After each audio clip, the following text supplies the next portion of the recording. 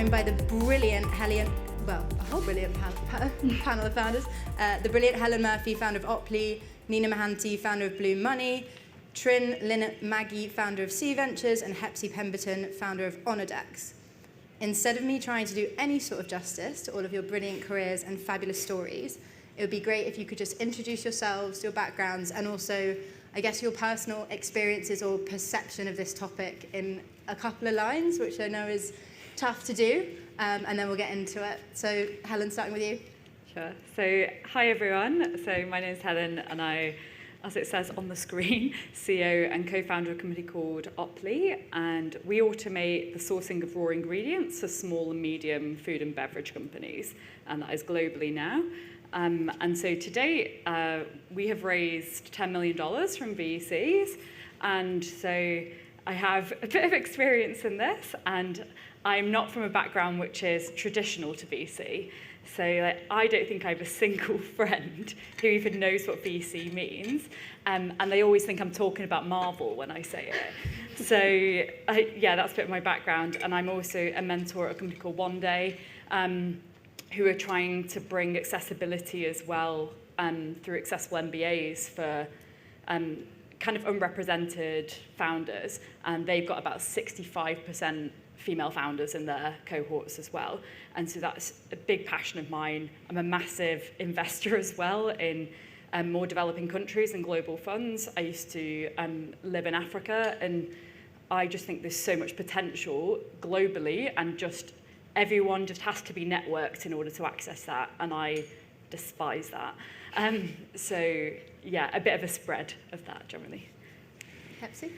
Hi, I'm HEPHZI Pemberton. I'm founder of Honordex, which is a social intelligence platform measuring social sustainability data across corporates and investors. We've been measuring over 500 investors across the private and the public space, so over 150 venture capital funds that we've been monitoring their performance on. I sort of say we're like social impact watchdog, or who's actually putting their money where their mouth is on this topic, and so really into the data and into understanding what actions actually matter and make an impact in this space. This is my fourth business, so I'm a serial founder, exited my first business at the age of 30, have invested as well through angel investing, we talked about earlier, and I'm an active campaigner on this topic. So I recently launched a campaign to lobby the government for more equitable investment through taxpayer-funded vehicles like the British Business Bank, British Patient Capital. We're still waiting to receive a response from Jeremy Hunt. I have hopes about Rachel Reeves. We can get political later on this topic, but I think there's a real need for systemic change, and that's become more recently my obsession, I would say. Great. Nina? Hello, everyone. My name is Nina Mohanty. I am the founder and CEO of Bloom Money. We are a fintech company that serves diaspora or immigrant communities across Europe. There is a very well-founded notion that financial exclusion exists in the global south, but actually here in our own backyard, we also have financial inclusion problems to fix. Our wedge product is a group savings product that may be familiar to those that have worked in development finance, but we've gone ahead and digitized it and brought it into the 21st century. Beyond that, I have raised only, comparatively, 1 million in a pre-seed funding round. I'm closing a rolling angel round. I'm gearing up to raise my seed round, so I always have lots of thoughts on fundraising and venture capital. And my thoughts on this topic in a sentence, because that was what you asked us, right, was I'm really tired of us treating women as if they're the problem. I think it's really sad that for years, decades now, we treat female founders as if they are lacking or that there's something wrong with them, when actually we just need a different lens, a different perspective when it comes to investing in female-founded businesses.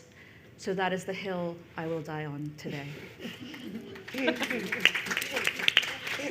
And TRIIN? Hi everyone, my name is TRIIN. I'm the founder of HEPHZI Ventures. So I wear two hats, founder and operator of HEPHZI. We run programs for women entrepreneurs who raise venture capital.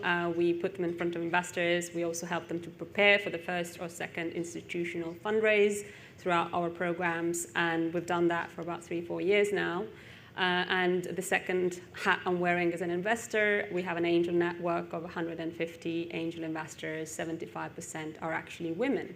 So there are women angel investing out there, and we co-invest together to drive more capital to women-led businesses. So that's what Z Ventures is about.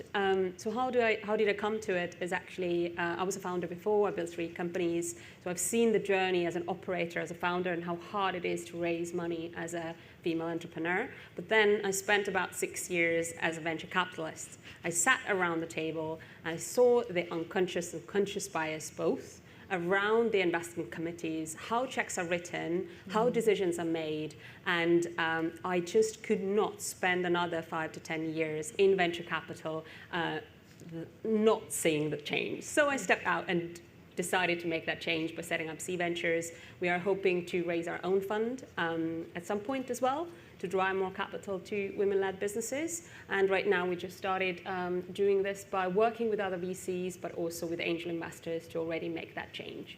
How can we make that change? Drive more capital to women, write more checks, make more introductions.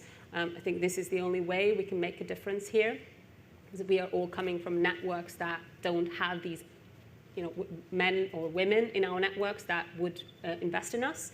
So I think we need to really broaden the networks, we need to support each other, and we need to get rid of this mindset of, it was hard for me, so it needs to be hard for you.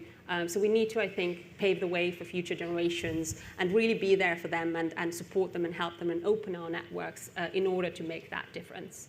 And I think, unfortunately, there's still this mindset existing. So I think women to women, we need to support each other. We need to bring men on this journey, and this is a way we can make that difference. Great. Love it.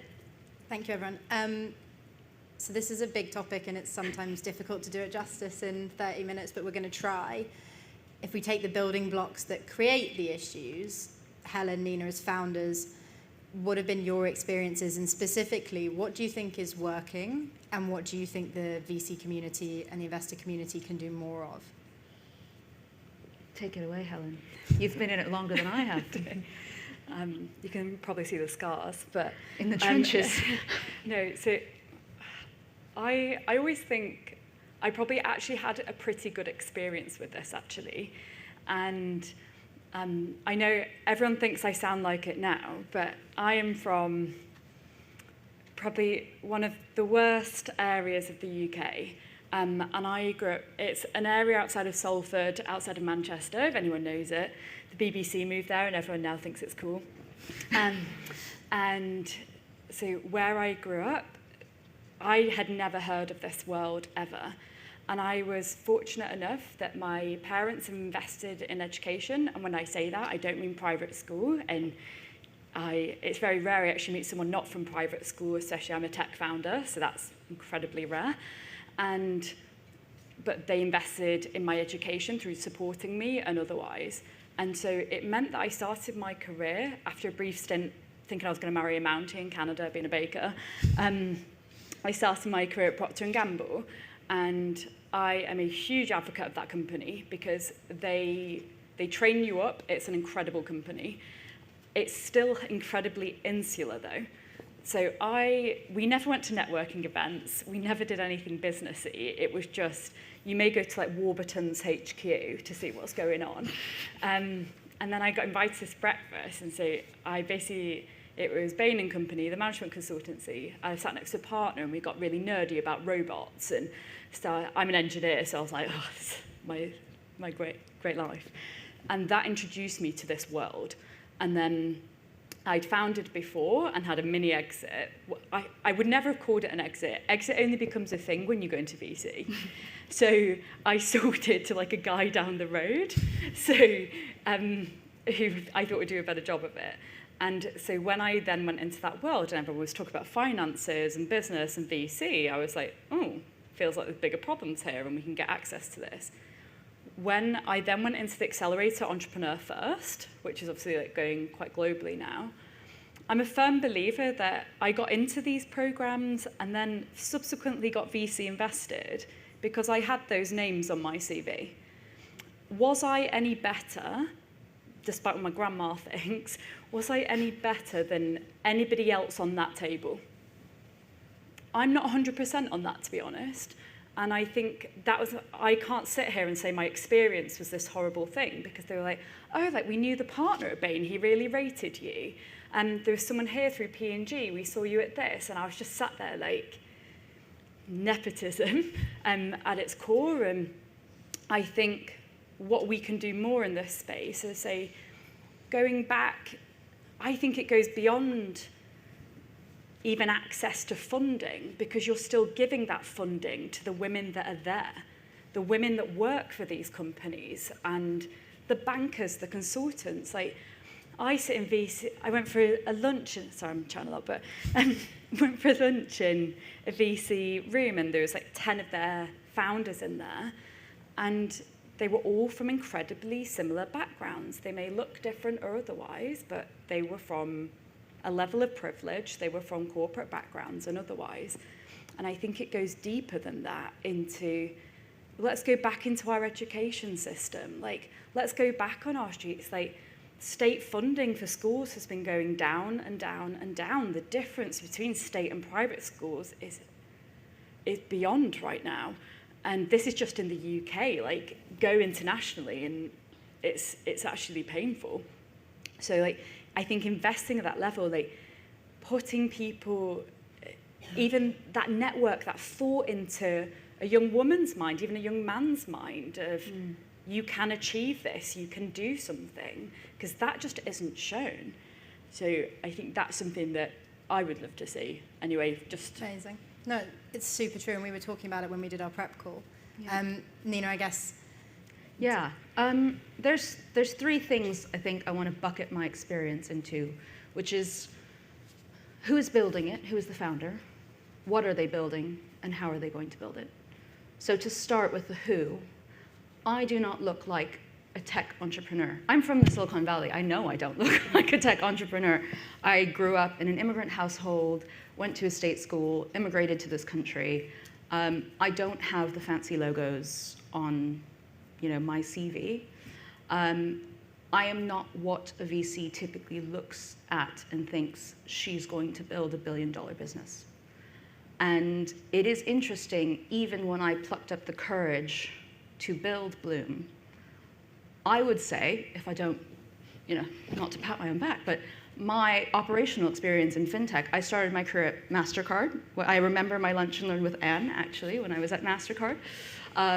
Helped launch the Starling Bank current account, worked at Klarna, launched products at Klarna. And I didn't think it was going to be easy to raise funding, but I thought it would be easier. And it was pulling teeth to raise my pre-seed round. So the first is, who is VC backable? What makes someone VC backable? And I hear a lot of people say, well, we have to lower the bar to get female founders in. But actually, if you're just letting your uncle's shooting pal mates, throwing them $500,000, who's really lowering the bar here in this situation? The second thing is, what are they building? And I think oftentimes people discount what female founders want to build. I've heard many VCs discount lifestyle businesses, mummy blogs, those sorts of things. Oh, it's another cosmetics company. No one ever thought that Fenty Beauty was going to take off. It's a very crowded space, cosmetics, and yet Fenty is taken off just by catering to a diverse group of people, right? So I think sometimes we need to rethink what someone's building, and actually just because we don't understand what the market is doesn't mean it's not there. And lastly, how are they going to build it? And I remember very clearly I was sat speaking to a partner. Mind you, in my previous life, I studied war and counterterrorism and worked for the US government. And I remember he sat there and said, Nina, do you have the killer instinct to build $1 billion business? And I just peered back at him thinking, like, I know more about killer instinct than you will ever comprehend. But instead I said, I reject the premise of your question. because why must one have a killer instinct to build a billion-dollar business? I'm not going to coddle anyone, but why can't I have a nurturing instinct to build a billion-dollar business? And so my journey has been that of many contradictions, a lot of barriers, but we're here, aren't we? So that's a good start. Yeah. And I think there's so much you said there about perception, and we're going to come back to that in a second because I think it's very important. But TRIIN, I guess slightly touching on some of the stuff Helen said, how do you think about getting more female founders to join the community? Because we've talked about this, there's a lot of issues once you are in, but also, if I'm being totally honest, in terms of deal flow at the top of the funnel, we do just see more decks from men than women. And if we can make that top of funnel bigger, then hopefully we can make the bottom of the funnel bigger as well. So if we start there, how do you think about it? Yeah, absolutely. I think, well, we need to back more women who are existing there already so they can become role models, right? So we need role models across different industries, be it beauty or fashion, but also engineering, space. We've backed a company in space tech, for example. If this entrepreneur becomes successful and even is successful today, already raising their first round, we can show to future generations you can be a space engineer and you can start a space tech company. You don't have to go to sectors where maybe you're perceived as you should build that business because you're a woman. You can choose whatever path you want already in earlier stages when you start choosing university, right? So I think we need more role models out there, and we don't talk enough about role models, particularly in Europe. I think that comes down to media and what is put out there. But I think what we can do, essentially going back again to how can we encourage more women to become entrepreneurs? Universities, already starting to inject that kind of vision to them once they start thinking of what do I want to do next. And I think we need to again go back to coding schools, technology, because this is the path we also need to encourage and show women that this is possible, this is the pathway for me, I can be that. But because we don't have enough role models, I think today it's very hard to take that decision, and we need to create support environment. We need to show there's capital, there's programs, there's financing out there. There's support for me to build a business without being alone on this journey and constantly getting bogged down because I get 100 no's from VCs, right?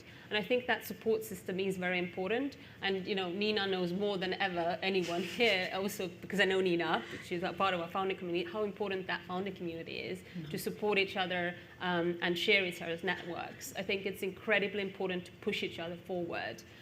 So I think that's what we need to start from. And going back to VCs, look, we meet VCs who invest in Series A, Series B, and they say, well, we don't have enough women founders, we don't see enough. But what do you do to support the entrepreneurs in earlier stages in pre-seed and seed? What does your fund do about that? And earlier stage, we even get that from earlier stage. We can't see enough women. It's like, we see a lot of women in deal flow pipeline. Why don't you work with us? We'll show you more deal flow. So now we've started to just work with venture capitalists, show them there is deal flow, and also come get involved, help these women to understand how this business can become venture scale. If it isn't today, how can we take it there?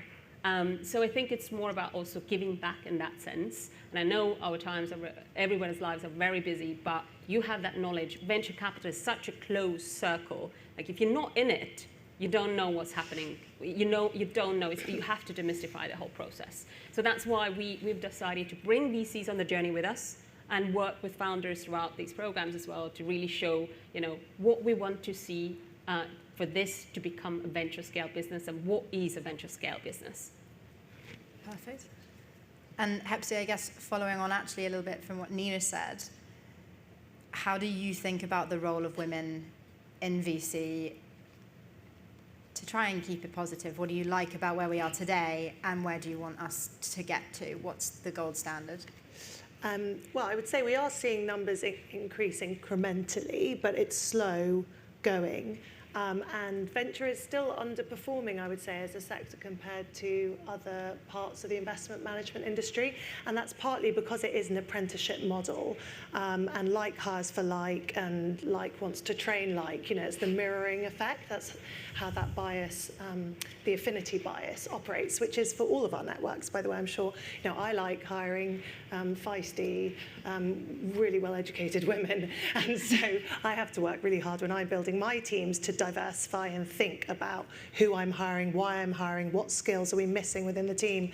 I think a lot more intention around that within funds would be very beneficial.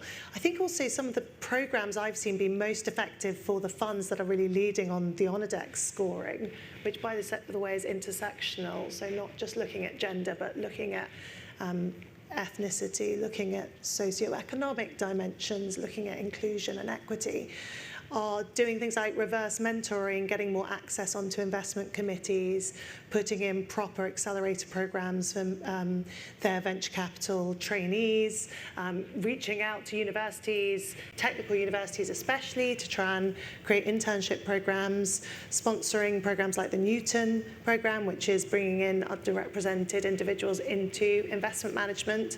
So being much more proactive. I think what the gold standard is more cash, more capital. We need dedicated capital in this space. I always think to the Business Growth Fund that came out of the financial crash, and David Cameron actually was the one that lobbied 5 big banks, Lloyds, RBS. Many people in the room will know this, but they raised 2.5 billion to invest in innovation in the UK. Why can't we have £1 billion fund for women and minority founders? Why can't we have that with our money? I would vote for that. I want that. I think a lot of other people would. So that we can start to really move the dial, not with mentoring, but with money. That's what I think is really needed. Here.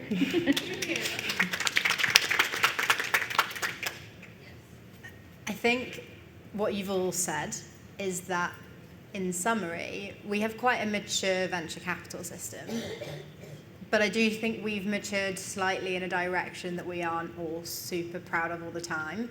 There's still issues here in the UK.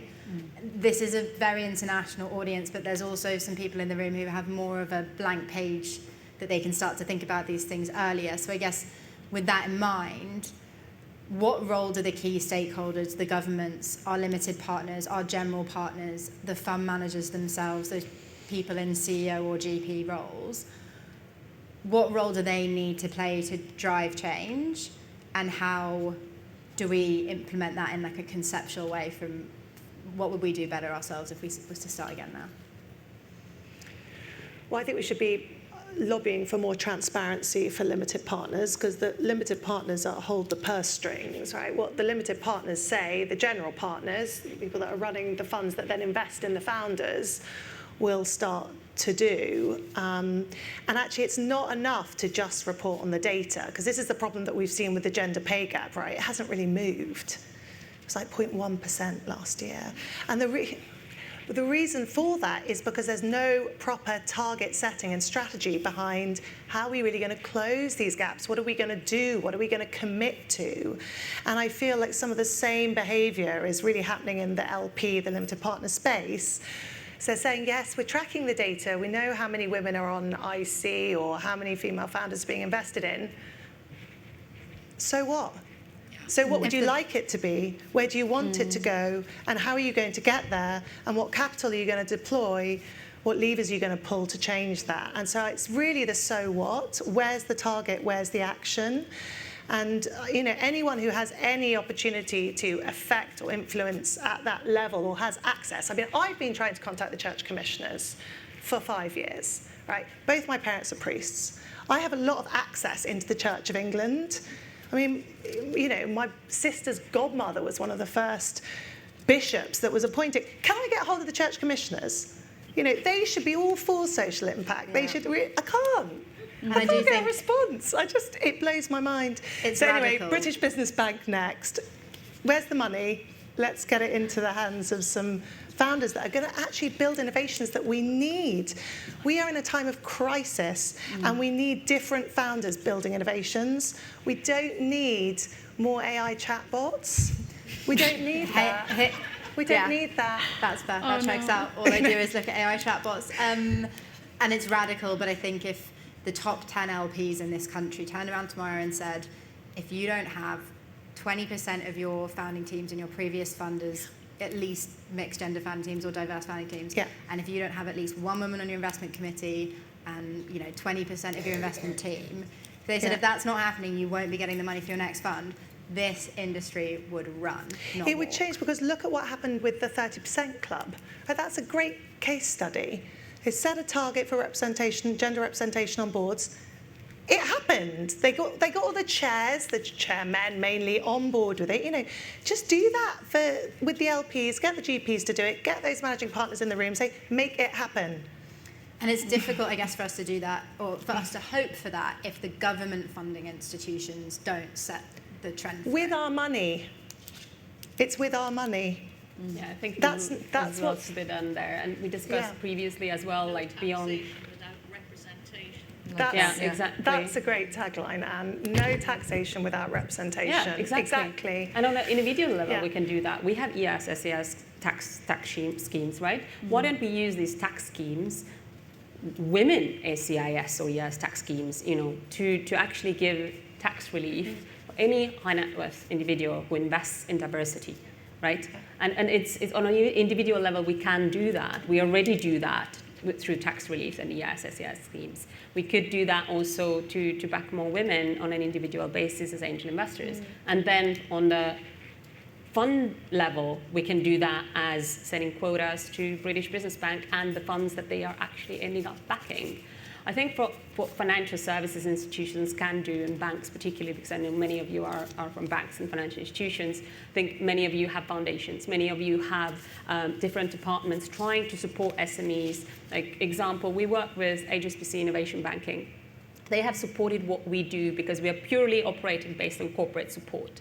We have worked with them for about 3 years now, and they've been supporting what we do, meaning, yes, it's a sponsorship budget, but this budget allows us to drive more capital to women and write more checks and convert more checks and put them in front of VCs. We can actually show a tangible benefit of what is happening. And we measure everything. There's a return on every investment, and we can show everything, right? So I think you need to start thinking more creatively. What can we do? Who should we work with? How can we help these SMEs founded by women? But also, if we have foundations, if we have opportunities to back funds, what sort of funds are we really backing here?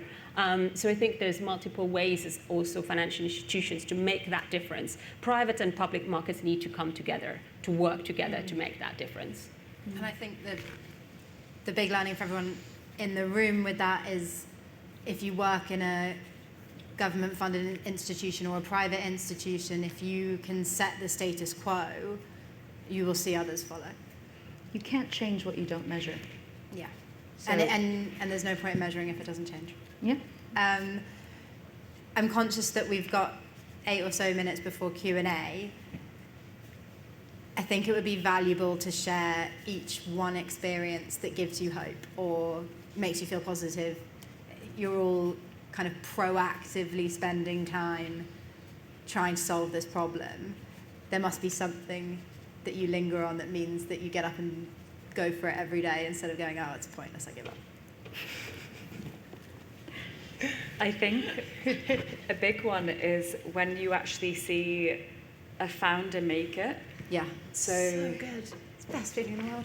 And I think a big impetus behind this is accelerator programs. So I said I came through one, I mentor for one, and they do give access. And so they have a duty as well to bring people in. So when I say accelerators, incubators, where they bring in, for example, founders who maybe not have founded before or maybe from underrepresented backgrounds, and actually teach them just how to scale, how to do things. Because that's a major aspect of it. When we're in our third round, we just raised our third round, and I remember on our first round, I had no idea what a term sheet was. I still didn't fully quite know the ins and outs of the term sheet. And going into that, and I was surrounded by people who'd done it time and time again because I was part of those programs. And as I say, this program that I mentor for, and I've got like so many, the founders I work with are just exceptional. And I think when I see them, and I've got like the most successful founder that we came through, sorry, it's a man, but he ran a marketing agency for tilers. So like people who tile your homes. And that is now a £50 million business within 3 years. And I've got another one who does sex toys for African women, because every single sex toy company in Europe was founded by a white man, which is ludicrous. So she's booming in this world. And when you see that, and that was just because someone believed in them, someone gave them the right terminology, someone gave them the right network, I love that. Obsessed. I suppose it is some of the big macro trends that I see, like the global wealth transfer gives me hope. Hopefully not naively, but I do believe that when women own the majority of the world's wealth will be invested differently. And that's estimated to be, in the 2030s. So I just work in this space to see change at a global scale, but also do whatever I can at the sort of micro level. And I have to say the Not With My Money campaign about lobbying government is almost 50-50 on the signatories. It's quite a gender-balanced campaign. There's a lot of people that are sick of the system, and it's not working. It's an out-of-date system that we operate within a lot of the time, and we don't have to accept the status quo. And it gives me hope that there's a lot of people that think, yeah, we can change this. There's a way of changing these things. We've done it before. We can do it again. Great. I'm going to say something transgressive as a woman and unladylike, and say that what gives me hope is myself and my business. I know it's not the ladylike thing to be proud of yourself. It's important. But I'm building a business. We are building a business for a market that people don't typically understand. People with deep pockets typically don't understand the auntie that's buying yams at the local market. In the face of everything, we, against all odds, are still alive. People like to talk about financial inclusion. People love to do PR campaigns about financial inclusion. Not many like to actually fund it. And so the fact that we're still kicking proudly is something that gives me hope. And the second thing is, every day I'm introduced to another female founder. And that is so exciting. And, in a few years' time, they'll be a bit more haggard and covering up, with the concealer, the bags under their eyes like I have had to do today. But just the sheer optimism and enthusiasm and, hey, Nina, I've had this idea. I've been thinking about it for a while. Can I just run it past you? That is such a wonderful feeling, because it's my favorite thing to grab the hand of the woman next to me and pull her into the room with me. And there are so many hands to grab. So that is a treat, really. I think for me, it's multiple things. First of all, the businesses that all three of you are building are massively impactful, like not just commercially hugely viable, but also impactful. And finally, we are seeing venture capital becoming more exciting because more women are building businesses that are really driving this world to a better place. And I think that is what is really exciting about venture. Venture is changing, and I think women actually are bringing a lot of that change. Secondly, we see that every day when we help a founder to close a funding round, we've literally basically changed their life.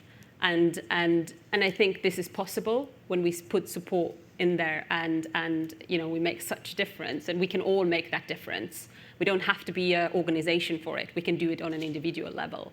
And thirdly, we get about 3-4 women every week as angel investors knocking on our doors and saying, can I join your syndicate because I've realized that I've only invested in women or in men, but I want to start investing in women.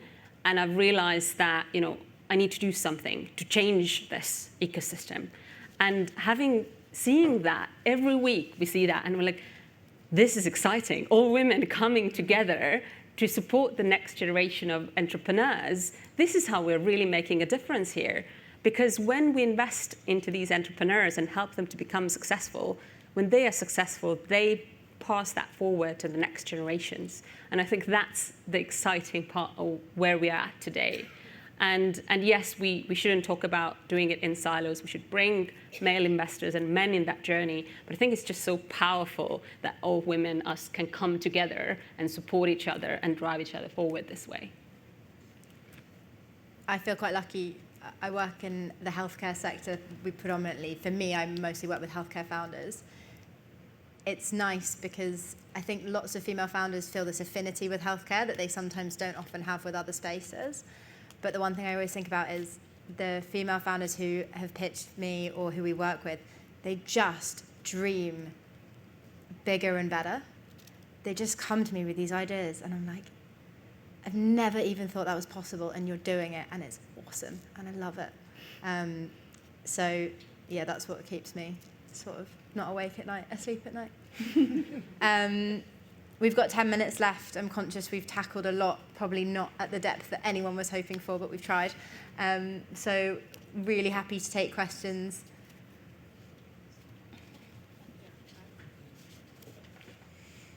Hi. Oh, gosh.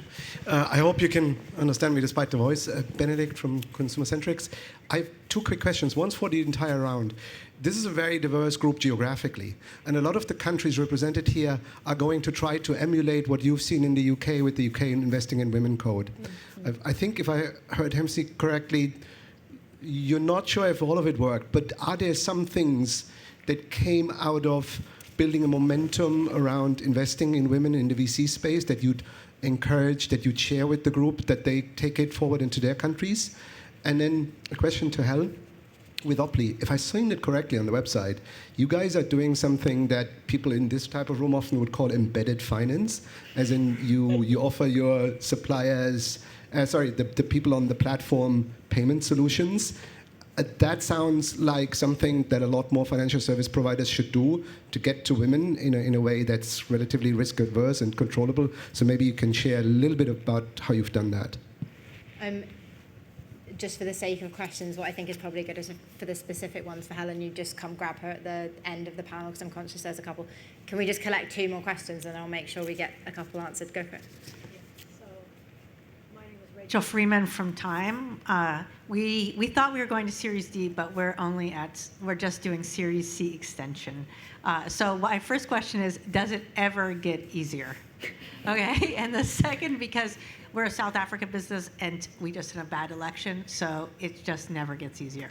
And then the other thing is, I used to think, okay, if you just had more women in the venture capital world, it would improve. But then I kind of feel maybe you have to keep going up the waterfall, and do we need to get more women into LPs? But we have the development finance institutions, and they don't seem to focus on this issue. So do we have to go to the pension funds? At what stage do we get to where you put the woman there and the whole waterfall can change?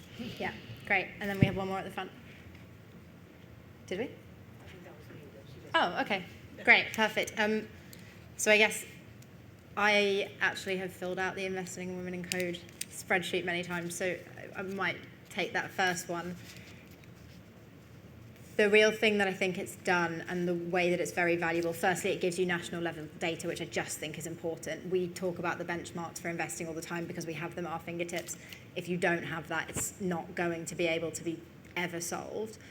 But one of the points that I think was very notable in the first year is that to get that given back to the government, it's quite an official document. So most likely, your CEO or the general partner of your fund needs to review that before that information gets back to the government.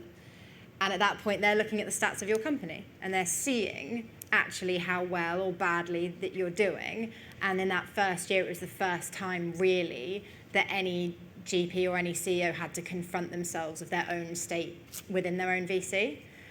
And that snowballs because everyone who didn't join in the first year, everyone who didn't do it, they were thinking about it the second year, and by the third year and fourth year, it's now a situation of if you're not on the list of signatories, you're basically saying a public statement saying we don't care about women, which isn't great for your own returns because women actually return better fund returns anyway, but also it's a PR nightmare.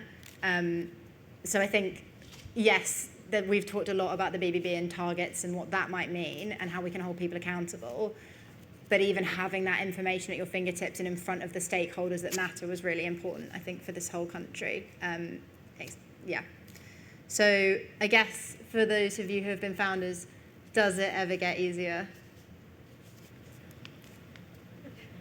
I would just say, I don't know if I'm the most popular opinion on this because I love my investors and they have been my absolute biggest backers. Like, we were told just like grab the money where you can, and we were very fortunate of we had an amazing one first, and he's a solo GP. He's a guy called Mike Chalfant, and he's the founder of Mosaic Ventures in the UK, and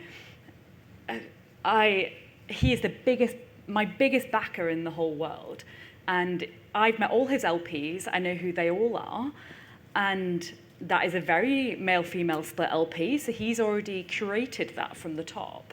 And so I think when he sits in the room, I think we said this during the pre of, not that I didn't realize I was a woman, like I think I did at some point, but I actually don't know when I did realize I was a woman, which sounds really crazy, but I actually fully only realized when I went into this world, because it was the first time I was called a woman. I was called a female rather than being called an engineer, a strategist, or otherwise. And that was pretty major for me. So I think I've just had that backing, I think, from the beginning. So I actually don't know if it gets easier. I think we just had an incredible group from the beginning. And like someone actually said this, they're like, it's a marriage right from the get. Like, you'll be with that person longer than most marriages. So choose carefully. We were super careful, and I think that's a big one, and it worked for us actually. So I think it stayed actually all right. But. I'll let you have a crack I think at it. for me, it has gotten steadily more difficult. It doesn't help that I'm trying to fundraise in the worst possible time since the financial crash. Some would argue even worse because we don't have certain funds set up. I have hope, though. I worked for Anne Bowden and consider her the founder of Starling Bank here in the UK. I consider her a mentor. I consider Romy Savova, the founder of PensionBee, who took her company public on the London Stock Exchange, a mentor as well. I've sat with them, no makeup on, hair in a messy bun, and said, will this ever get easier? And they say yes and no. Your problems change. You have more mouths to feed. It's already terrifying for me that I have 7 to feed, but it only grows. At the same time, we also know that female-founded businesses reach profitability faster.